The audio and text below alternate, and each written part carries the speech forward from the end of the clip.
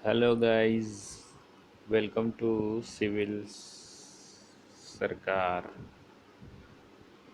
आज मैं इस चैनल पे एक सिविल इंजीनियरिंग का कंबाइंड सब्जेक्ट का सेट लाया हूँ।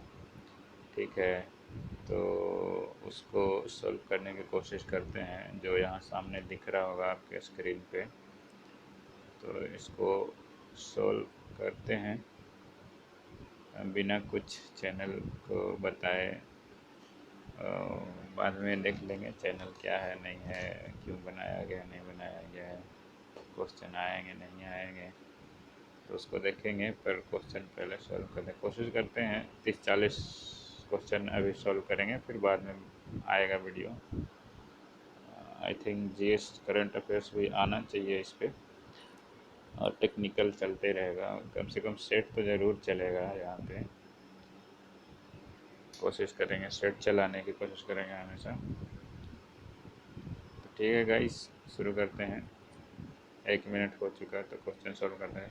कह रहा है कि पहला क्वेश्चन जो है वो पहला क्वेश्चन है, if the end station of line are free from local attraction, then the difference between fore bearing and back bearing of that line should be. तो आप लोग बताइए इसका आंसर क्या होगा।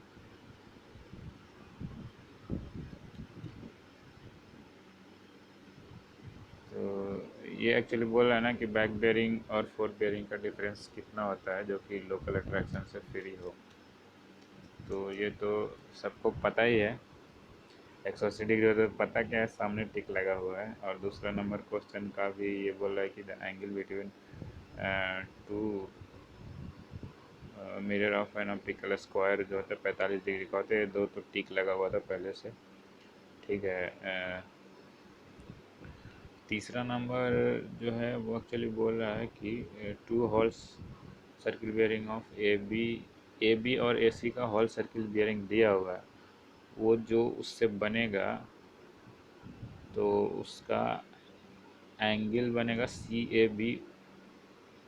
उस एंगल को निकालना है। ठीक है, तो कुछ कुछ क्वेश्चन ऐसे हैं जो उसको बाद में अगर सॉल्व हो सके तो करेंगे, और ऐसे टाइम ज़्यादा लग जाएगा, इसलिए थोड़ा कोशिश करेंगे कि सेट टाइप का लगाते जाएं इस क्वेश्चन और आंसर को। ठीक है, तो अगर 3 नंबर का आंसर चाहिए तो ये है आपका आंसर। 3 नंबर में 3 नंबर का आंसर जो है वो डी है। तो 3 नंबर का ये आंसर हो जाएगा। चौथा नंबर का कह रहा है कि the 2 point problem or 3 point problem is method of. 2 point problem और 3 पॉइंट प्रॉब्लम जो होता है वो ओरिएंटेशन एंड रिसेक्शन दोनों पे होता है। तो थोड़ा फास्ट करने की कोशिश करेंगे ताकि नंबर ऑफ़ क्वेश्चन आगे ज़्यादा हो जाए। चौथा नंबर का तो ये हो गया, ए एंड बी दोनों होगा, तो इसका डी आंसर हो जाएगा। फिर पाँचवा कह रहा है कि working edge of an alidade is known as ebonite edge, fiducial edge, straight edge and graduated edge. तो वर्किंग एज ऑफ एलिडेड जो होगा वो फिड्यूशियल एज होगा, इसका बी आंसर हो जाएगा। ठीक है, तो अगला छठा नंबर क्वेश्चन है, correction of error due to refraction is.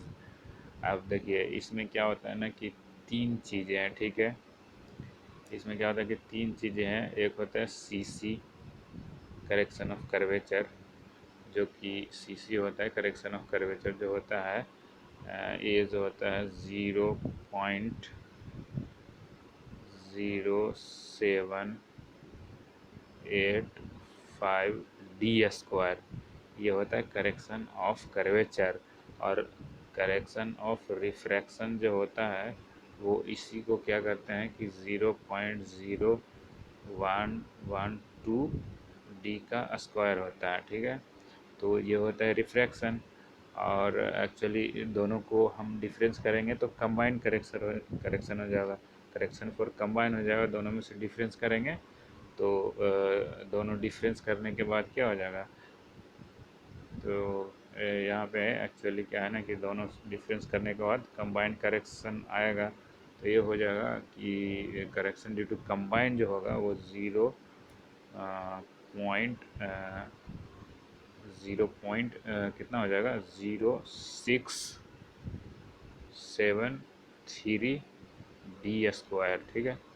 तो ये इतना हो जाएगा। तो 3 पॉइंट है इस क्वेश्चन के लिए कि main correction due to refraction जो होगा वो होगा 0.0112 d², correction due to curvature जो होगा 0.0685 d², correction due to combine जो होगा वो 0.0673 d², ठीक है। तो ये तीनों को याद रखना है। एक्चुअली क्या है ना कि ये स्क्रीन में मेरा हाथ वर्किंग नहीं है, बैठा हुआ नहीं है, तो थोड़ा रफ चलता नहीं है इस पे पेन, ठीक है। तो प्रॉब्लम हो रहा है इसमें। तो ठीक है, कोई दिक्कत नहीं है। आगे क्वेश्चन नंबर देखते हैं। 7 नंबर क्वेश्चन कहता है कि क्वेश्चन नंबर 7 कह रहा है कि length of long chord in a simple circular curve having centre angle theta. तो लेंथ ऑफ लॉन्ग कर्ड तो सबको पता ही है। लेंथ ऑफ लॉन्ग कर्ड क्या होता है, 2r sin θ/2 होता है। और इसमें भी क्या है ना कि सारा फॉर्मूला ही है। तो लेंथ ऑफ लॉन्ग कर्ड का फॉर्मूला क्या होता है, और इसके साथ साथ मैं आपको बता दूं क्वेश्चन नंबर 7 का जो आंसर है वो हो जाएगा बी। और इसके साथ साथ जो लेंथ ऑफ टेंजेंट होता है, लेंथ ऑफ किधर गया, ये हो गया आपको लेंथ ऑफ टेंजेंट, लिखा नहीं रहा है मेरे से। लेंथ ऑफ टेंजेंट जो होता है वो एक्चुअली क्या होता है कि आर टैन होता है, ठीक है। उसी में रहेगा आर टैन थीटा, ठीक है, बाई 2, ठीक है। उसमें क्या था कि आर साइन θ/2 था लेंथ ऑफ कॉर्ड, और लेंथ ऑफ टेंजेंट ये हो जाएगा। फिर एक होता है कि मिड ऑर्डिनेट क्या होता है। तो मिड ऑर्डिनेट जो होता है ना, मिड ऑर्डिनेट वो एक्चुअली जो होता है वो होता है कि आर आर जो होता है ना, आर इधर कर दो या 1 माइनस, यहाँ पे क्या हो जाएगा कोस, ठीक है, cos θ/2 होता है, और इसको ब्रैकेट बंद कर दीजिए, ठीक है। तो ये हो जाता है मिड ऑर्डिनेट, मतलब आर ब्रैकेट 1 माइनस कोस θ/2, ये होता है मिड ऑर्डिनेट। तो बेसिकली इस क्वेश्चन से हम लोग 3 क्वेश्चन बनाए 7 नंबर क्वेश्चन से कि लेंथ ऑफ कॉर्ड जो होगा 2r sin θ/2 होगा, लेंथ ऑफ टेंजेंट जो हो जाएगा आपको वो क्या हो जाएगा आर टैन θ/2 हो जाएगा, और मिड ऑर्डिनेट जो हो जाएगा आर इंटू 1 माइनस कोस θ/2 हो जाएगा, ठीक है। तो ये 7 नंबर क्वेश्चन और 6 नंबर क्वेश्चन से 3 3 6 क्वेश्चन बन गए यहाँ पे। तो आगे देखते हैं। Planimeter is used for measuring. Planimeter किसके लिए मेजर किया जाता है, ये तो सिंपल सी बात है कि प्लानीमीटर जो है वो एरिया मेजर करता है। इसमें क्या और थेसिस बताना सीधी सी बात है, याद कर लीजिए। 8 नंबर का भी क्वेश्चन होगा। और 9 नंबर जो है वो है कि the first reading from level station. अच्छा, एक लेवल स्टेशन है, वहाँ से जो पहला रीडिंग होता है ना वो क्या होता है, वो बैक साइड होता है। फिर दूसरा स्टेशन अगर चालू करते हैं तो फिर वहाँ पे 3 रीडिंग होता है, back side, intermediate side, fourth side. तो पहला स्टेशन का जो फोर्थ साइड था वो सेकंड स्टेशन का बैक साइड हो जाता है। तो यहाँ पे पहला लेवल स्टेशन का ही बोल रहा है, तो ये आंसर इसका सी हो जाएगा। यानी कि इसका आंसर क्या बोला है, ये इसका आंसर सी हो जाएगा, ठीक है। 9 का बैक साइड हो जाएगा। तो ये था। फिर आपको मैं क्वेश्चन लेके चलता हूँ आपको, क्वेश्चन नंबर 10। तो क्वेश्चन नंबर 10 जो है करेक्शन फॉर पुल या फिर tension in tap is given by. अब ये भी फॉर्मूला ही है। अब इसमें भी क्या है ना कि इसमें भी आपको करेक्शन निकालना रहता है, टेम्परेचर के वजह से करेक्शन, फिर आपको पुलिंग के वजह से करेक्शन, फिर आपको और क्या होता है कि स्लोप करेक्शन होता है। तो इसमें तो क्वेश्चन तो यहाँ है पुल करेक्शन की, change in pull into length. Series में बता दे रहा हूँ कि 10 नंबर का ए हो जाएगा। और इसी से होता है ना कि टेम्परेचर करेक्शन, ओहो, ये जो है एक्चुअली कि करेक्शन ड्यू टू टेम्परेचर, ठीक है, करेक्शन टेम्परेचर क्या होता है क्या होता है, एल अल्फ़ा डेल्टी होगा ना। तो एक्चुअली क्या हो जाएगा कि एल अल्फ़ा डेल्टी हो जाएगा यहाँ से, यानी कि टी जो है ना चेंज इन टेम्परेचर है ये हो जाएगा, और ये अल्फ़ा कोएफिशिएंट है और ये लेंथ है कितना चेंज हुआ वो हुआ। और स्लोप करेक्शन होता है कि करेक्शन ड्यू टू स्लोप जो हो जाएगा वो आपको होता है कि एच है ना, एच स्क्वायर बाई एल होता है, एच स्क्वायर बाई एल होता है, ठीक है, ये पता होना चाहिए। तो एक्चुअली 10 नंबर क्वेश्चन था ना, 10 नंबर क्वेश्चन से भी यहाँ पे 3 क्वेश्चन रिलेट कर सकते हैं कि करेक्शन जो होगा ए टेम्परेचर जो होगा वो एल अल्फा डेल्टी हो जाएगा, और स्लोप करेक्शन जो होगा एच स्क्वायर में एल हो जाएगा, ठीक है। तो एक्चुअली एल क्या है, एच क्या है, ये तो अगर नहीं पता है तो बता दे रहा हूँ कि जो जो स्लोपिंग होता है ना हमारा, ये जो एक्चुअली ये जो स्लोपिंग होता है, तो ये स्लोपिंग जो होता है ना एच एल एंड स्लोप, तो यहाँ से आपको लिया गया है कि स्लोप करेक्शन जो होता है एच स्क्वायर बाई एल होता है, ठीक है। तो सीधी सी रहेगा, आपको वैल्यू और फार्मूला पुट कीजिए और आंसर आइए।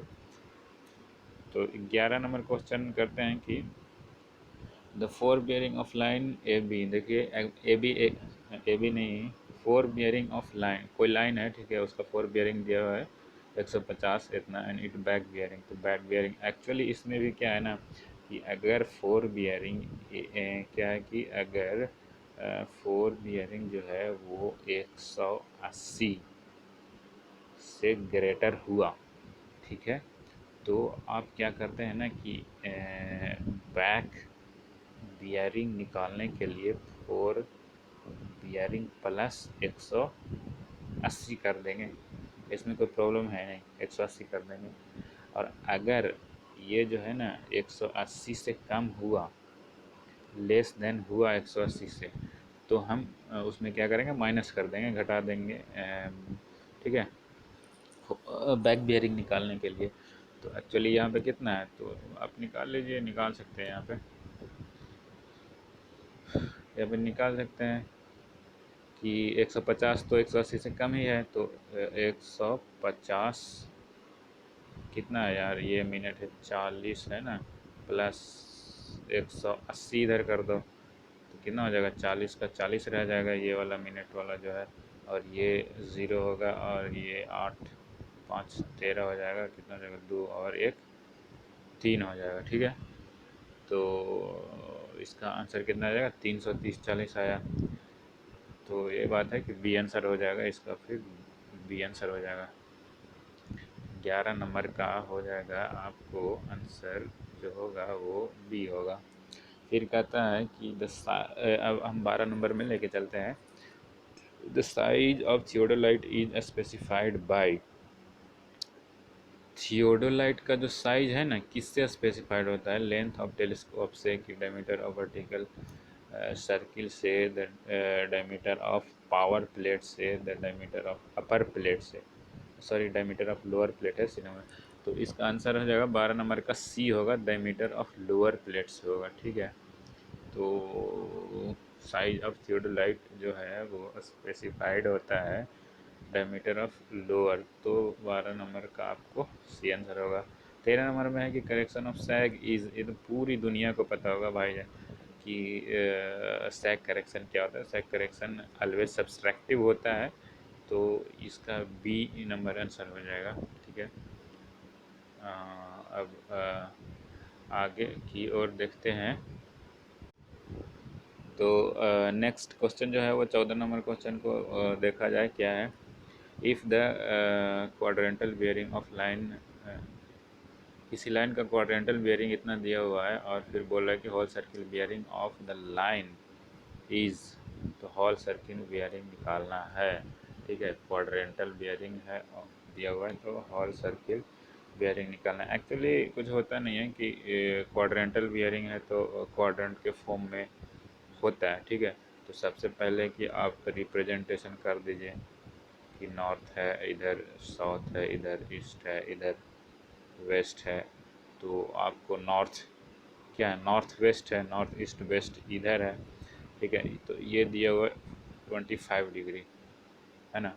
तो 25 डिग्री दिया हुआ है और इसमें बोल रहा है कि होल सर्किल, तो 25 डिग्री कहीं पे यहाँ पे अगर आएगा ये लाइन यहाँ पे, तो इसका होल सर्किल निकालने के लिए हमको यहाँ से लेके एकदम यहाँ तक आना पड़ेगा ना, ई ए बी लाइन तक,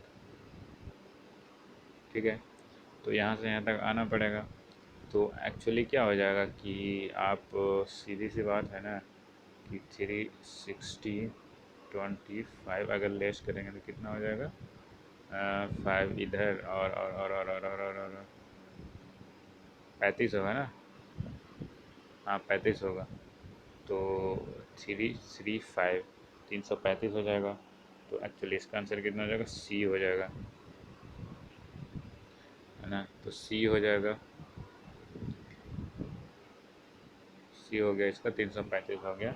तो उसी तरह डायग्राम बना करके थोड़ा बनाइएगा तो हो जाएगा, प्रैक्टिस कीजिए। और 12 नंबर क्वेश्चन में कह रहा है कि reduce level of point A on the floor.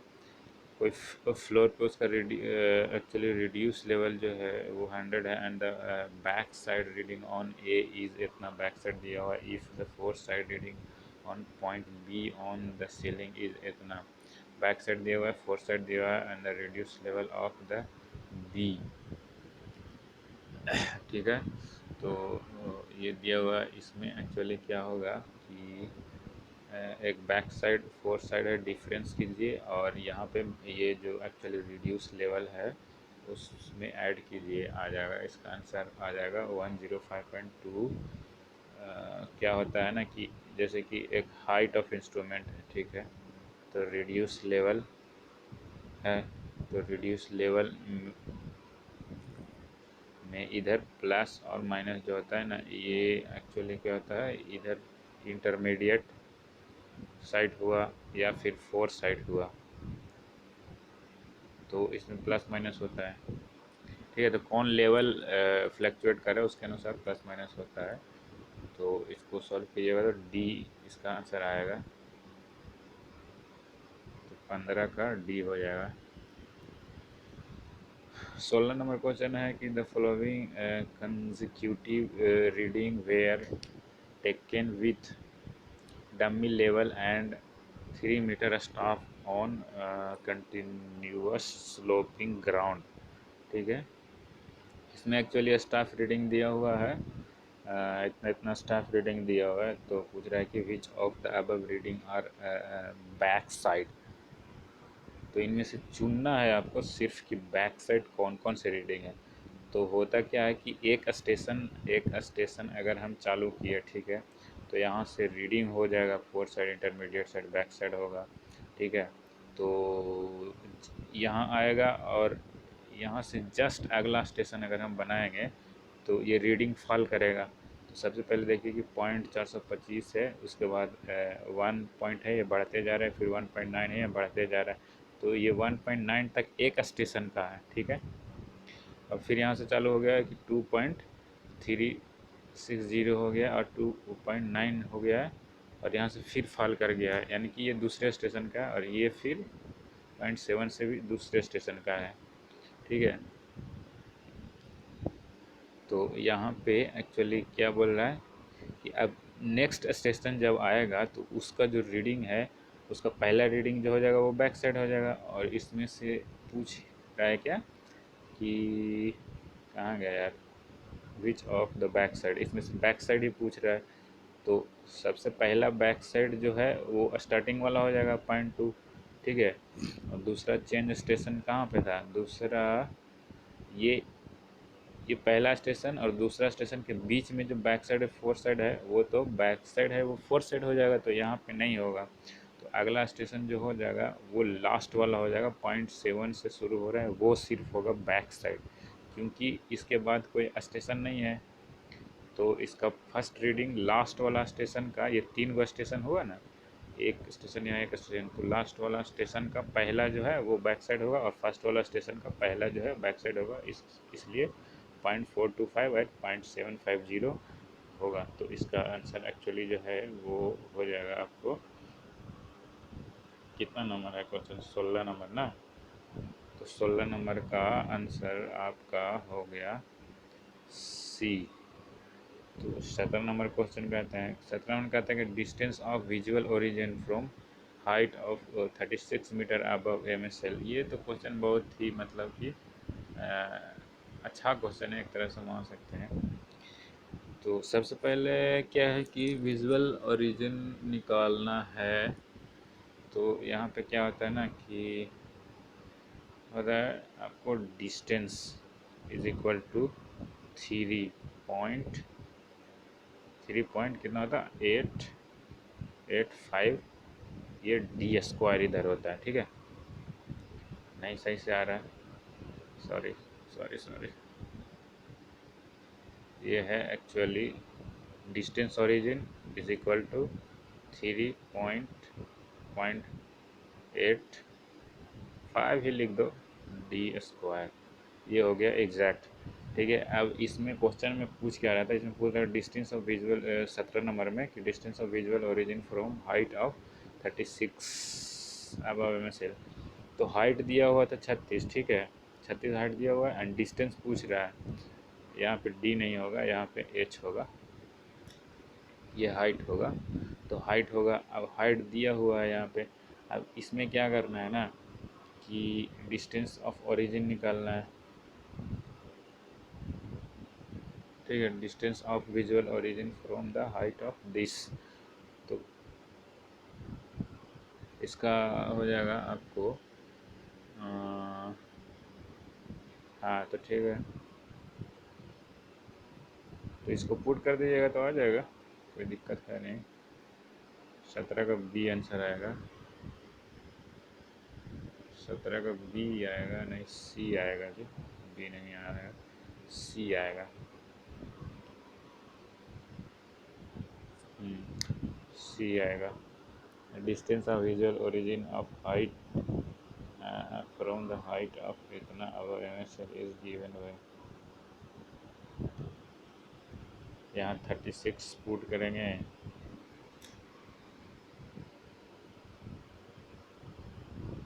ठीक है सही है।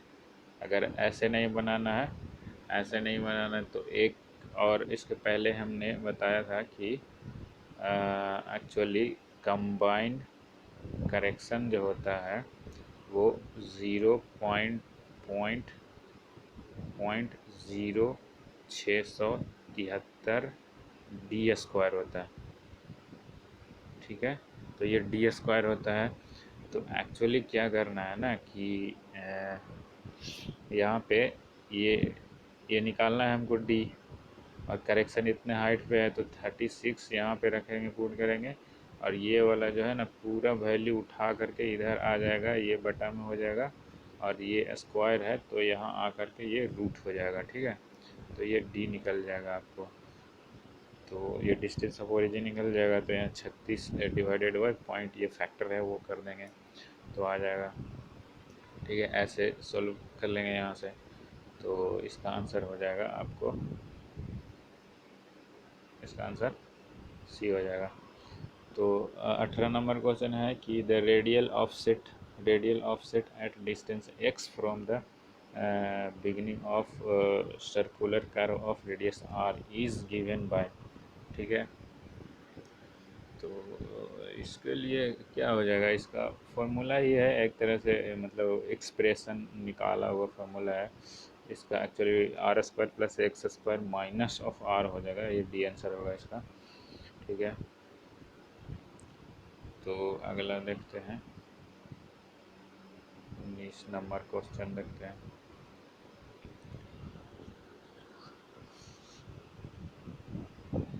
तो 19 नंबर क्वेश्चन कह रहा है कि the length and breadth of field of area कितना दिया हुआ है 33600 metre square on map is 12 cm and 7 cm respectively. The refraction factor of, ठीक है।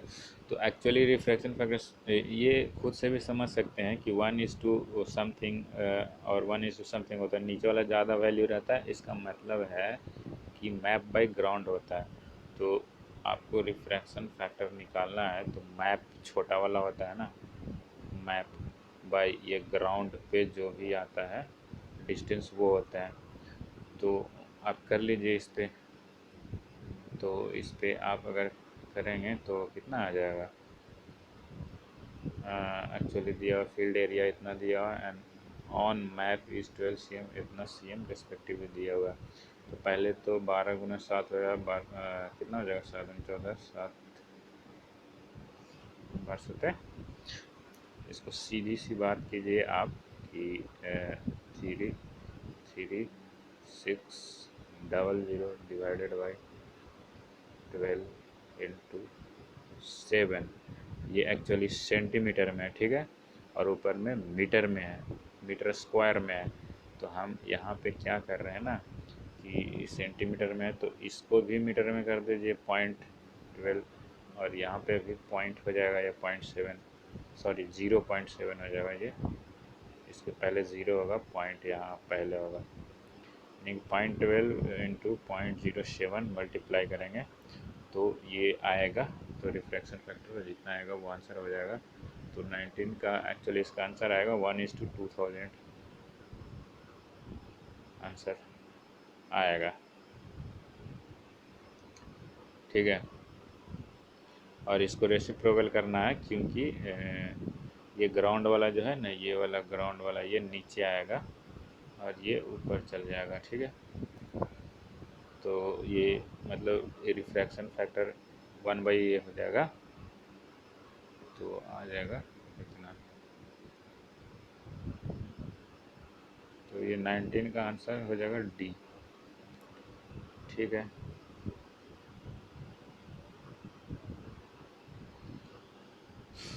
अरे यार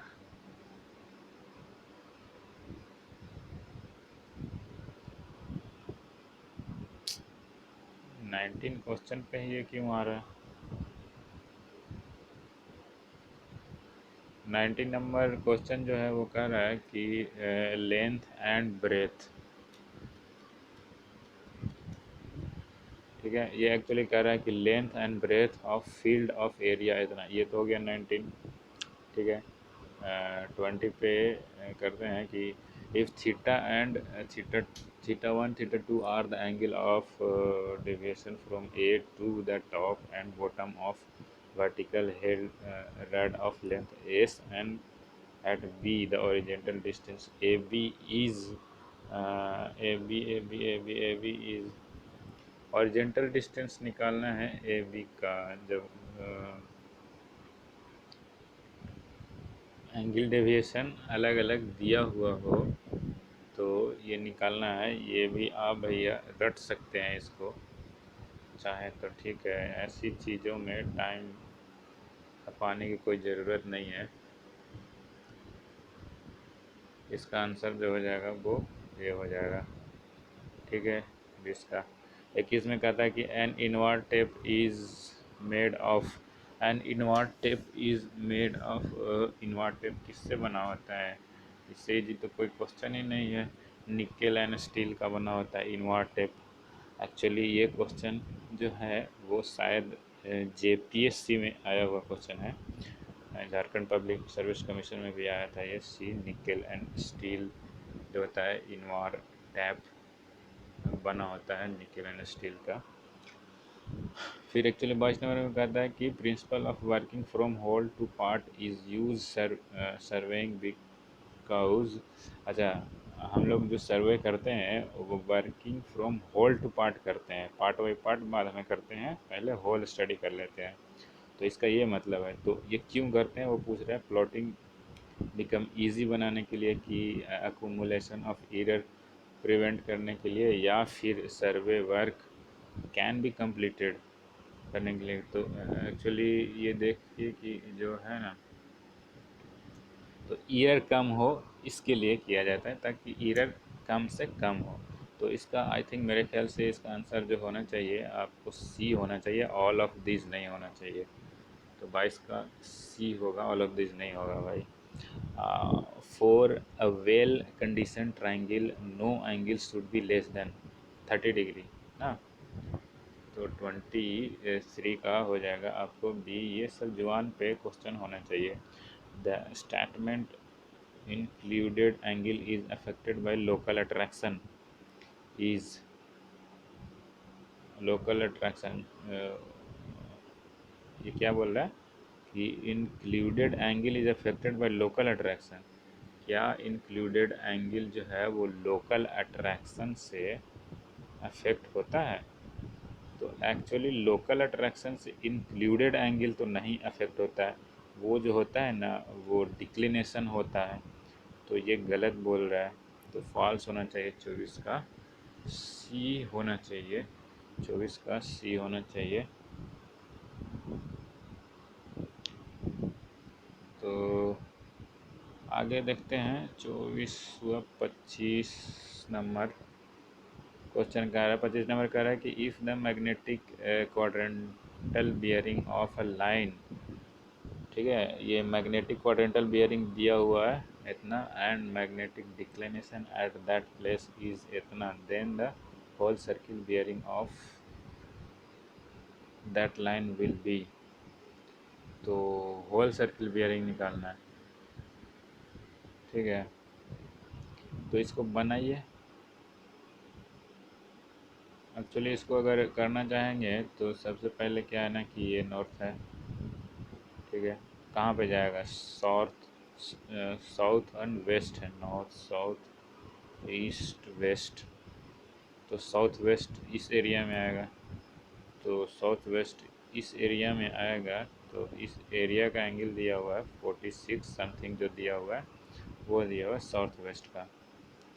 तो ये दिया हुआ है, तो यहाँ पे ये है। तो आपको और मैग्नेटिक डिक्लिनेशन दिया हुआ है इतना, समझ में आ रही बात? मैग्नेटिक डिक्लिनेशन जो है 2 डिग्री इतना दिया हुआ ईस्ट, नॉर्थ साउथ ईस्ट।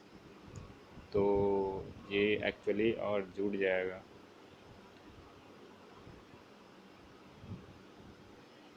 6 दूना और जुड़ जाएगा। और यहाँ पे क्या करना है कि 360 में माइनस करना है। तो इसका आंसर जो हो जाएगा आपको ए आंसर आएगा, ठीक है। ए आंसर आ जाएगा इसका 25 का। तो गाइस यहाँ पे 1 से 25 तक ही कर पाए हैं इसका। और क्वेश्चन है इसमें, तो बाद में आएगा इसका सलूशन, ठीक है। तो कुछ मैं ये बता देना चाह रहा हूँ कि इसमें जो सॉल्यूशन मैं किया हूँ, तो कुछ कुछ जो है ना ये स्क्रीन की वजह से लिख नहीं पा रहा था। जैसे 25 नंबर क्वेश्चन में सॉल्व कर सकते हैं अच्छा तरीके से डायग्राम बना करके, और एग्जैक्ट आंसर कैलकुलेट कर सकते हैं। तो कहीं कहीं मैं डायरेक्ट बोल दिया हूँ कि इसका ये आंसर हो गया, तो इसका मतलब ये नहीं है कि सॉल्व नहीं होगा, सॉल्व होगा। और वैसे भी इस क्वेश्चन मतलब इस सेट में जो क्वेश्चन है वो थोड़ा रट्टा मारने वाला है। और कुछ चीज़ें जो होते हैं, कुछ क्वेश्चन जो होता है रट्टा मारनी ही चाहिए। तो रिजल्ट लेना है तो भाई ये करना ही पड़ेगा। और इसमें ऐसा कुछ मतलब महारथी वाला क्वेश्चन है नहीं कि ये करना है। तो ठीक है guys, hope you doing well. तो ठीक, मैं यहाँ पे अब क्या कर रहा हूँ कि कैंसिल करने जा रहा हूँ। तो थोड़ा इस चैनल को सब्सक्राइब कीजिए, और हो सके तो शेयर कीजिए। इसलिए सब्सक्राइब कीजिए कि आप यहाँ पे सेट चलता ही रहेगा, सिविल का चलता ही रहेगा, मतलब बीच बीच में आता ही रहेगा क्वेश्चन। हो सके तो करंट अफेयर्स भी आएगा, लेकिन टेक्निकल तब का तो पक्का ही आएगा ही आएगा। तो इसलिए सब्सक्राइब कर लीजिए, आप लोग के लिए बोल रहे हैं, ठीक है। Subscribe and share the channel please. Good bye.